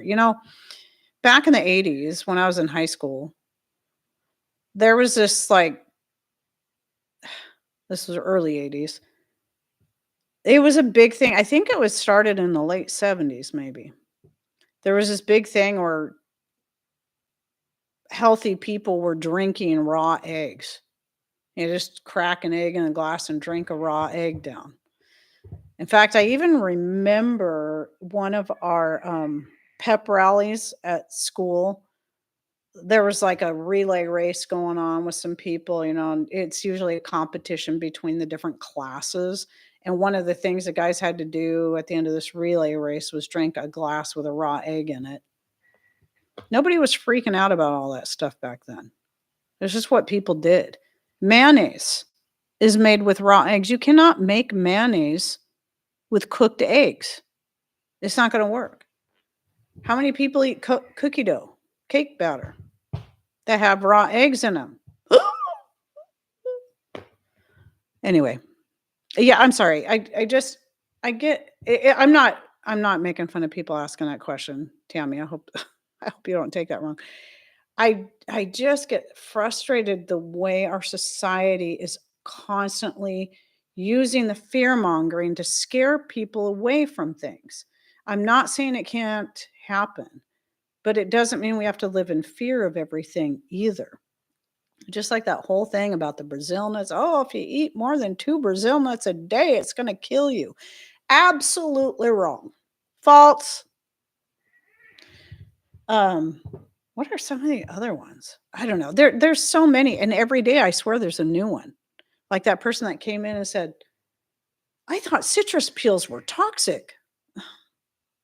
Or, "I thought oregano was toxic." How many centuries, how many thousands of years have people been cooking with oregano?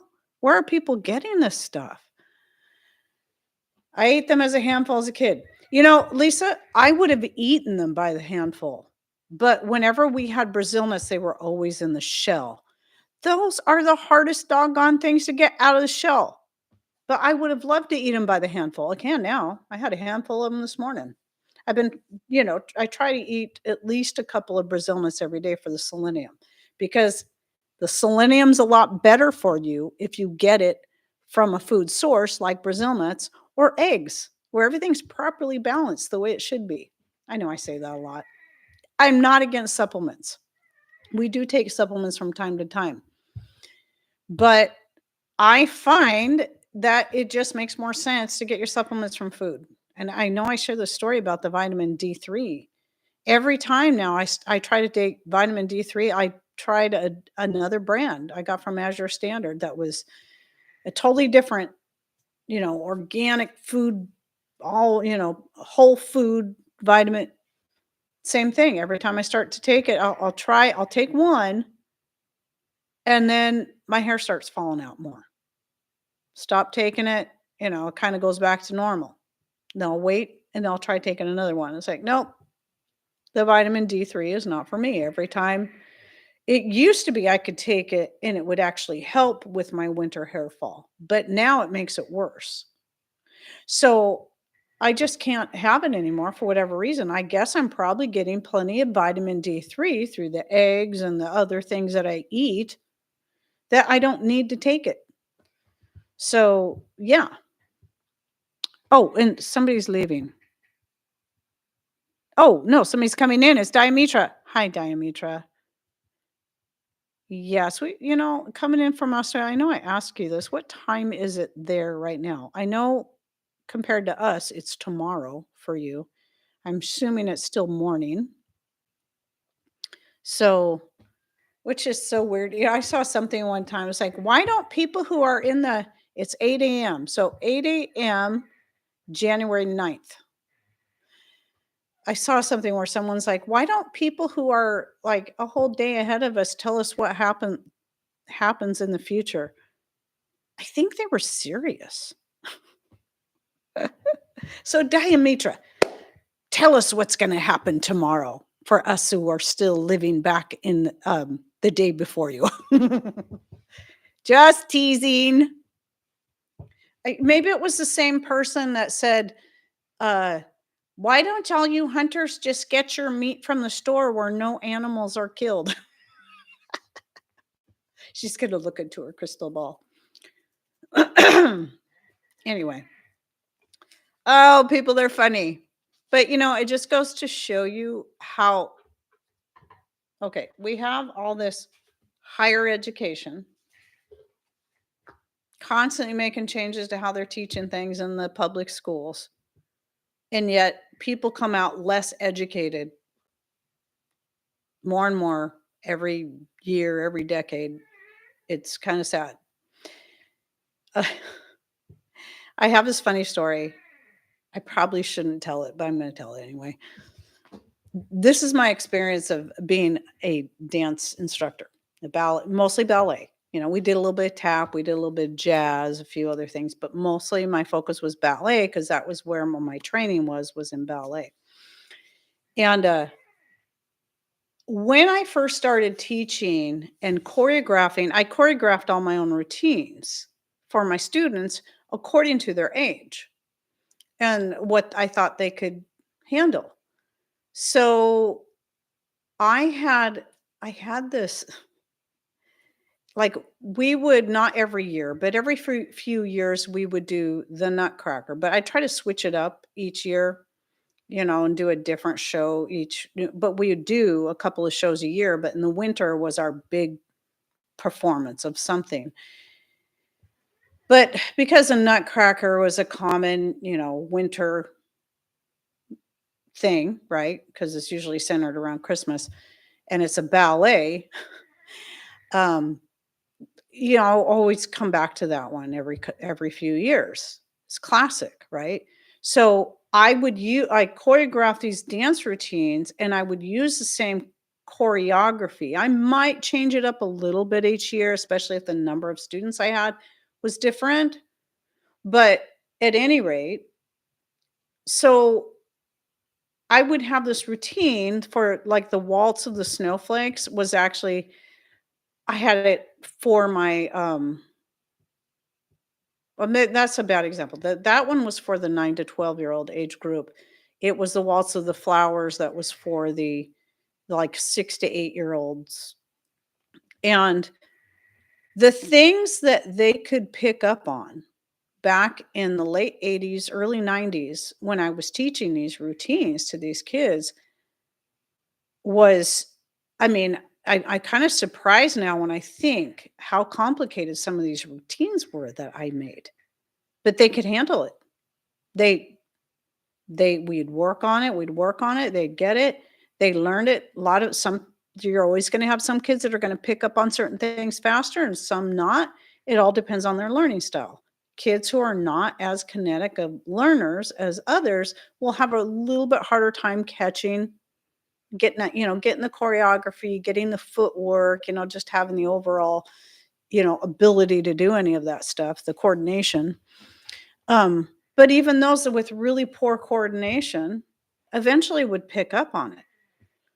So fast forward several years down the road, I'm trying to teach the same routine to the same age group, and they're just not getting it. They just don't understand. It's just like, um, and so I kept finding myself with almost each year It took a while before I got to that point, but then after that was almost like every year I had to dumb down the routine just a little bit more so they could get it. So we could actually, because you only have a certain amount of time frame you gotta work in to be able to have this ready to perform it.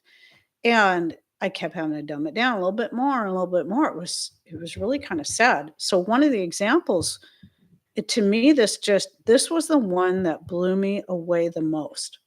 That a lot of times, because I try to always make everything fair. I mean, not that we didn't have soloists and people who got special parts. Those special parts weren't given to someone just because they were naturally a good dancer. They were given to the people who had been here the longest and worked the hardest, right? Yes, it's nice to have the ones that naturally are good dancers and just have naturally really good skills. But if they're not willing to put in the time, they didn't automatically get the part just because they were naturally good. The other thing was that when I'd have a class, I might have 12 students in there, but there's not enough room to have everybody in one row where all the parents can see them, especially talking about like with the younger groups. So if I had to make 2 rows, I would never have kids stay in the back row. It was always equal. So there would always be parts in the song where they'd switch rows and they'd switch back and they'd switch back. I wanted to make sure that at some point, at least half the time during the dance routine, that every kid got to be in the front row. So the parents could see them, so they could feel special, make sure they could see their parents, all of that. I didn't stick people in the back row just because they weren't the most talented person. That's not how I worked. But here's the thing. It required the students understanding the concept of switching rows, passing through each other. That used to never be a problem, even with my kids that were like 6, 5, 6, 7, 8-year old. They got it. All I'd have to do is say, "Okay, switch rows." And they'd switch rows. I never had to explain what that meant. One of my last years of teaching dance, I was like, okay, I had them in their 2 rows and we're doing the steps. I'm teaching them, okay, do this, do that, the other thing. Okay, now here's where you switch rows. And they would go every like 5 different directions. And I'd be like, what is happening here? Okay, I'm like, oh, let's try it again. Let's get in our lines. Okay, let's do the steps. Okay, now switch rows again. And I'm just like, I have never, ever seen this happen before. So I'm like, I stop and say, okay, what that means is if you're in the back row, you're gonna come forward to the front row. And if you're front row, you're gonna go back to the back row. So you switch rows. Let's try it again. Same thing again. So I'm like, okay, let's try something else. Everybody's facing the front. They're all looking at me. I said, okay, everybody turn around and face the back. Do you think they all turned around and faced the back?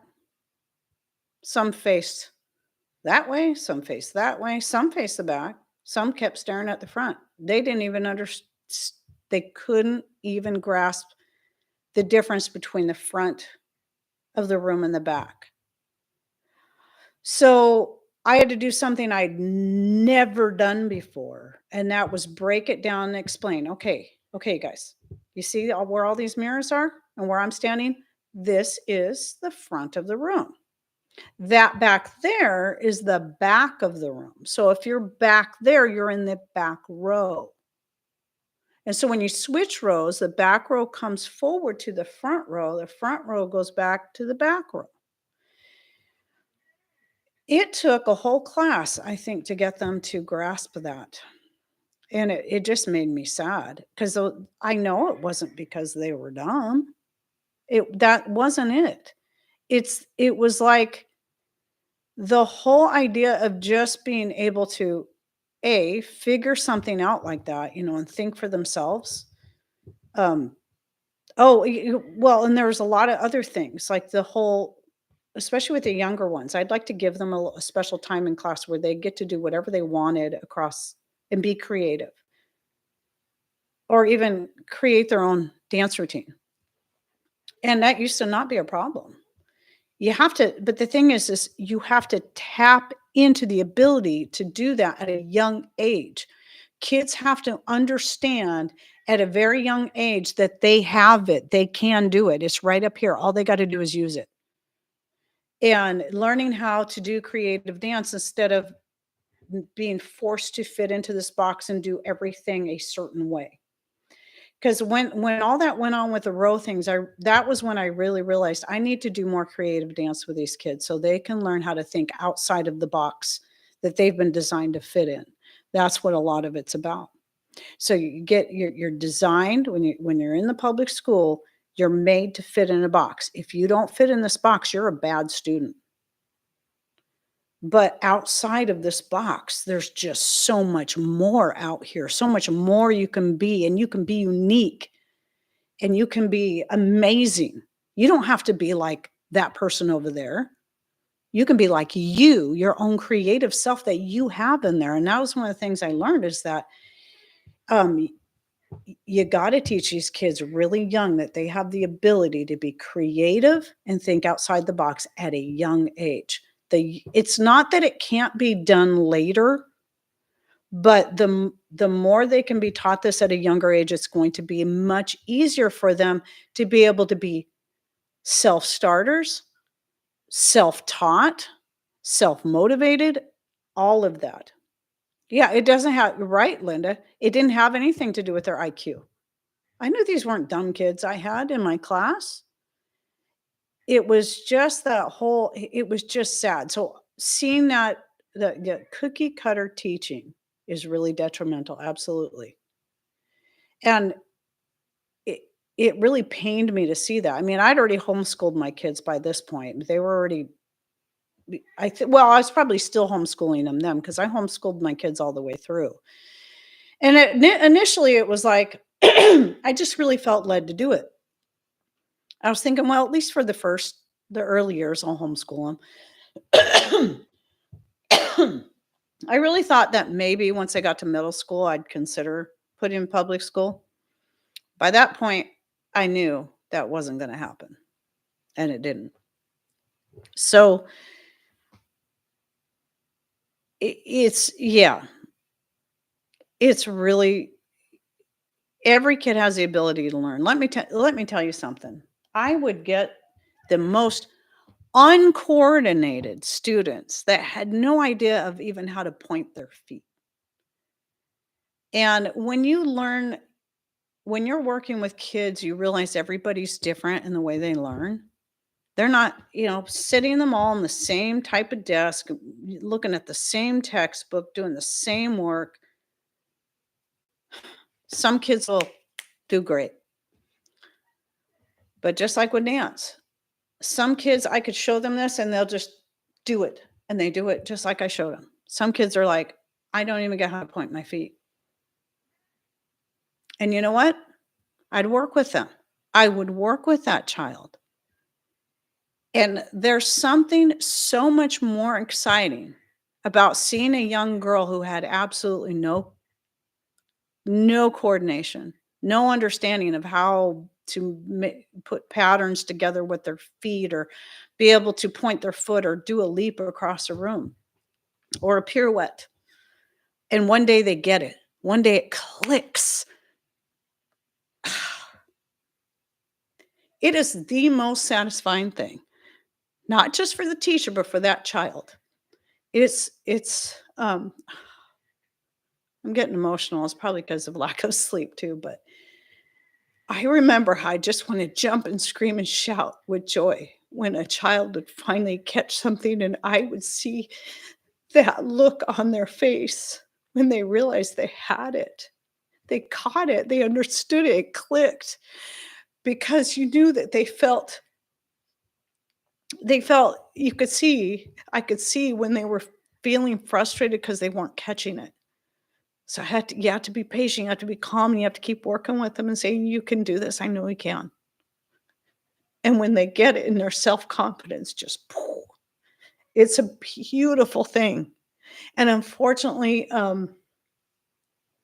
I think we don't see that enough in the public school because they're forced to fit in a box that they don't belong in. So I'm sorry, getting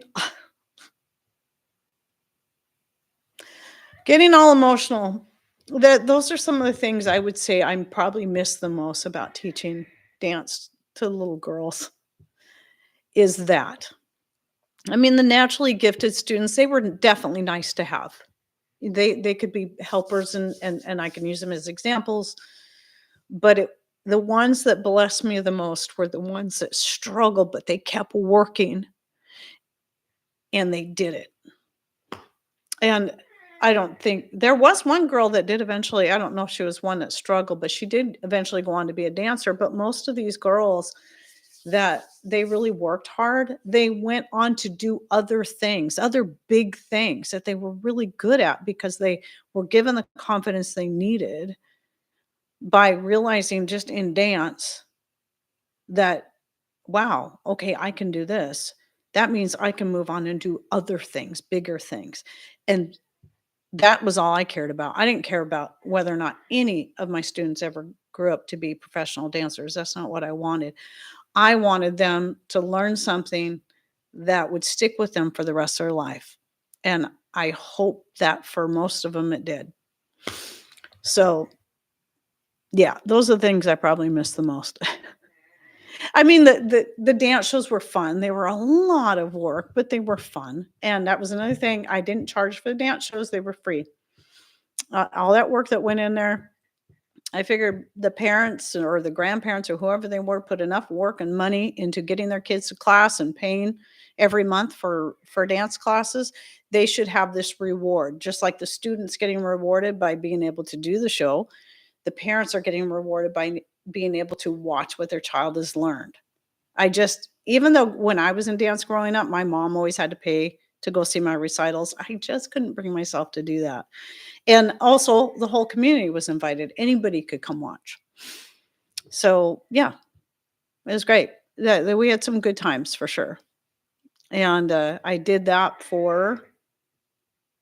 here in Forks, I taught for 27 years.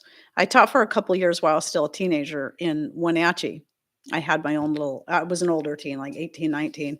I had my own little small dance classes there in our basement. And that was kind of where I got a little more experience in teaching. And then when I came here and people found out that, that didn't know me, they're like, "Oh, you're a dancer? You should start up dance classes." I was like, "I don't know if I want to do that. I don't know. I don't know."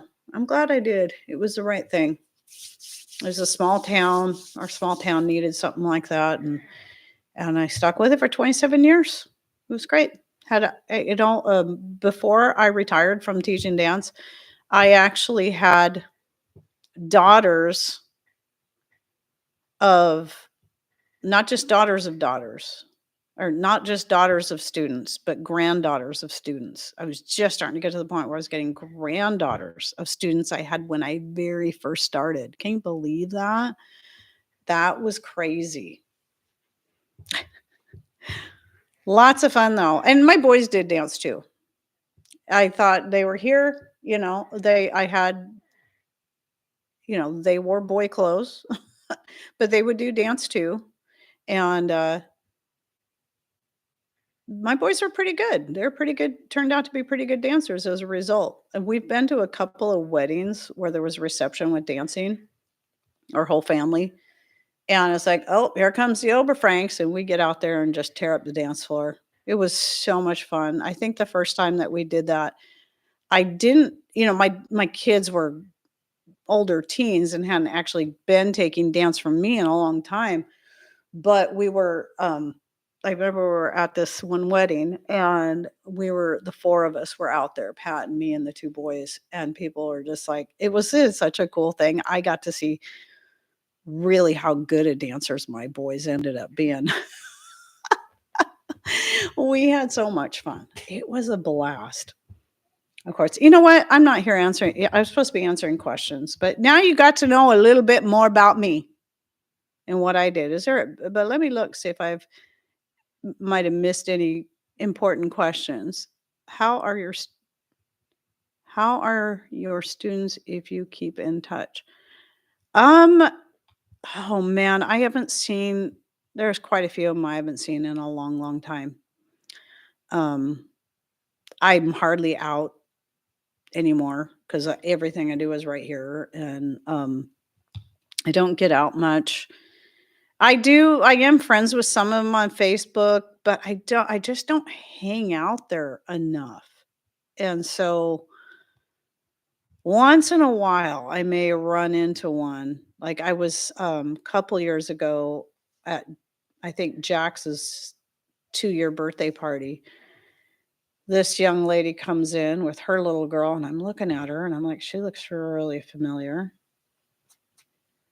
And um I realized that she was one of my dance students, one of the last ones I had had, and her mom had taken dance from me. But she was there because she was friends with my daughter-in-law. So, anyway, fun times. I do miss it sometimes. Um, Sometimes it's hard for me to watch certain ballet stuff because it's like sometimes it makes me miss that a lot, but there was a brief time in my life I really thought I wanted to be a professional ballerina, but as I got older, I realized I don't want that lifestyle. That's why I never try to push my students into it because it's a terrible lifestyle for most. It's terrible. But there's still it's still a really great thing to learn. It's an excellent exercise. The discipline it is just it's good for anyone. The discipline is required to be a ballerina. It that's I guess that's what I was talking about earlier. If someone can kind of master at least some of the discipline involved in being a ballerina, even just some of the bar work that you have to do every single class. Every ballerina, no matter what their skill level is, starts every class with plies. And, some of the certain types of other bar exercises you might do to warm up might vary according to level, but every class starts the same. And when you master some of these basic things and you start learning that self discipline, it can carry over into every area of your life. So I'm really grateful that my mom put me put me in dance at a young age. When I first started, I was doing ballet and tap. You know what? I cannot remember what a male ballerina is called. It's not ballerina. It's I can't remember the name. There is a specific name, but at any rate, my mom taught me to embroider at under 7 years old. It launched a whole host of needlecrafts for me. See, even if it's just one thing that encourages us, like I said earlier, someone, a child, an adult even, to think outside the box. Here's the thing. I've been talking about kids, tapping into their creativity, their ability to learn at a young age. We always talk about kids will learn a second language a lot faster if you start teaching them when they're really, really young. But that doesn't mean that somebody in their 70s can't learn a new language. They can. Doesn't mean somebody in their 70s can't learn just a new skill. They absolutely can. Some things may be a little harder picking up on, if you're not used to learning that stuff, but learning something like that. So like the needlecraft thing. So I think once you have some kind of basic understanding of how certain things work, then you can learn anything, at least anything within that type of field. But then you can still expand out from there, no matter how old you are. There's no such thing as you can't teach an old dog new tricks. I'm always a ballerino. I I don't think I've ever heard that one. To me, it sounds funny because it sounds like what you would assume it would be ballerina, ballerino, but it's not Spanish. So I don't know, maybe it is, but I'm pretty sure it's a completely different word. Oh, you know what I might be thinking too? Well, there's, a lot of ballet terms are in French, yes, but there's also some Russian and Italian verbiage. Let's see, what was I gonna say? Oh, I just lost it. I lost it. Oh, Trina, is that the word there? I see that doesn't even seem right.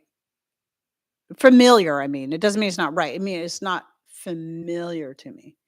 But yeah, I think the word I'm thinking of is the one that is like when it's a female and they're a lead, they're called a prima ballerina. I think that it's the word for the male for that particular thing that I'm grasping at. So, okay, a male. Okay. Yeah, that would be French. Most definitely. Most of the terms are in French. So, yeah. Just like the word plie just simply means to bend. So plies are what you start every class off with, and it's just a bending and straightening and a bending and a straightening. I am not sure, Tammy. Ballerino? It could be. That would make sense.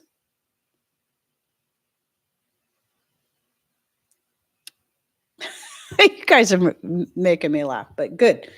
You think I should know all that, but when I all growing up in dance, I never had, not never. It was rare we had any boys in class, and so these weren't common terms that were used. Very, very rare. It seems like I remember at one point for a very short period of time, there were boys in the ballet class that I was in.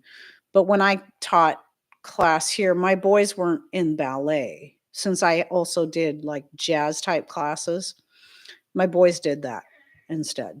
But they would still be a part of, so what I offered was ballet classes and jazz, which I jazz was kind of a loose term because it was kind of any other style that didn't specifically fit into ballet. It doesn't mean they didn't have some of the same basic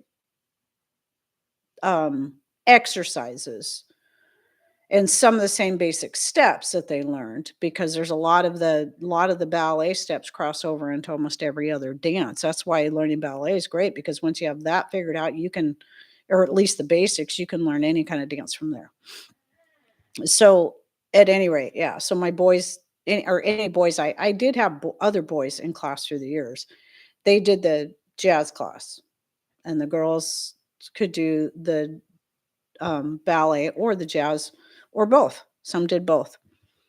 It was fun. Anyway, so now I'm just rambling about whatever. Yep, football players, not just football players, but other basketball players, because basketball players have to do like the what they call the grapevine. Well, in ballet, there's a similar move called the pas de bourrée, except for you don't typically just keep going. It's just a kind of a back and forth kind of move. You do 1, 2, 3, 1, 2, 3, and it's a similar type of stepping where you're crossing. And so some of this stuff, some parents actually put their boys in my class so they could learn the coordination they needed for football or basketball.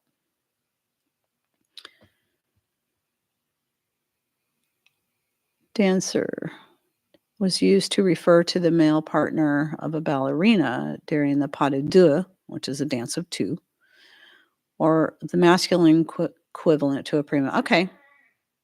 I guess I have heard that before, but man, it's been so many years. And like I said, it was just not, it was so rare to have male ballet dancers when I was growing up. And even when I was teaching and taking classes in Wenatchee, well, there were boys. There were like 2 boys I remember, but they were never in our class. There was one time we were in a class all together, but I think it was because we were doing some rehearsal for the Nutcracker, and they were in the certain scenes we were practicing for. So I never heard those terms. I still think there was another one that I'm missing, but at any rate, because you can still have a lead male dancer, like the prima ballerina would be the lead. Yeah, we were doing some Hebrew dancing. Not my classes, but there was a group for a while, a lady that headed it up where she learned some Hebrew. She got a videotape that taught some different Hebrew dances. And she wanted to get a dance troupe together. So she asked me to be a part of it. And then we did something at a church, or we did several of these different Hebrew dances. That was fun. That was a fun thing. So anyway, that was a long time ago too. Oh, and we also did one of my dance shows we did. This was such a fun year. Now, this was one year where I did not choreograph all the dances because I decided it would be really fun to learn a whole bunch of folk dances from around the world and have each of my different classes do a certain folk dance. So I did some searching and I actually found a video set, because back then they didn't have DVDs, a set of videotapes that had a whole bunch of different folk dances that were taught out step by step. And so I had one class do a folk dance from Japan, another one from China where they had the long ribbons, and I made all of their costumes. We did an Irish dance. What else did we do? We did a Hungarian dance. That was fun. Romanian. Oh, I don't remember what else we did. I don't think we did. We didn't do the Mexican hat dance. I think they had the Mexican hat dance. And I don't think because I only had so many classes and so many dances we could do. Oh, we did an old English one. I don't remember the name. That was fun though, making the costumes for that. And I made little wreaths for their hair and kind of a laced leotard and puffy sleeves. So it looked very kind of Renaissance. And these were folk dances, traditional folk dances. And then we did, what was the other one I just thought of that we did that was also really cool? Oh, we did one from Ghana.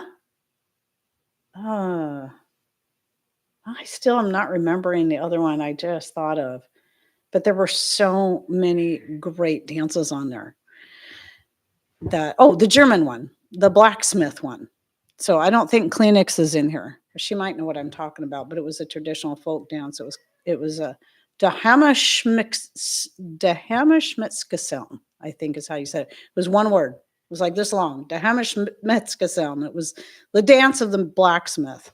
And it was fun. So you had the two across and two across, and it had a lot to hand stuff and then dancing around, and it was so much fun. It was so much fun.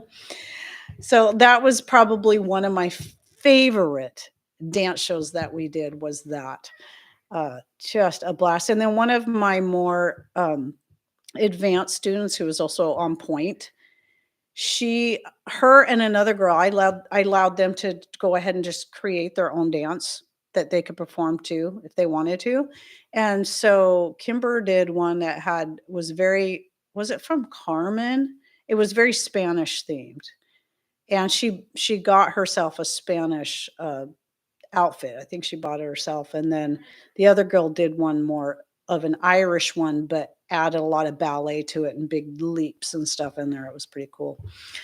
So that was such a fun year. Learning new things because I was learning new things too. All these folk dances. A lot of them were pretty simple because they were made for anyone to be able to do. But, then trying to make these costumes and make them look as traditional as possible. And, we did do a Hebrew one. We did do a Hebrew one in there too, one of the classes, because each of the older classes all did like 2 or 3 different dances. So I could cover as many as I could. So anyway, my throat's kind of trying to tell me I'm done, so I should probably quit. But I did get through all those questions, and if there was any other questions I missed, I'll try to find them later, write them down, maybe cover them next week or on Sundays live, which I do have a topic picked out. I'm not going to say what it is in case I change my mind, but at any rate, I got to finish taking notes for it though. So it should be fun. Anyway, everyone, I appreciate y'all coming in. Thanks to my moderators for helping out and anyone else helping out, because I know even some of you that aren't moderators still help out, reminding people to give the thumbs up or answering questions as people are asking. And, like the whole thing about the male dancer and all that. That's funny. So I appreciate y'all and I hope you have a great rest of your day. Thanks. Thanks for stopping in. God bless. Love y'all.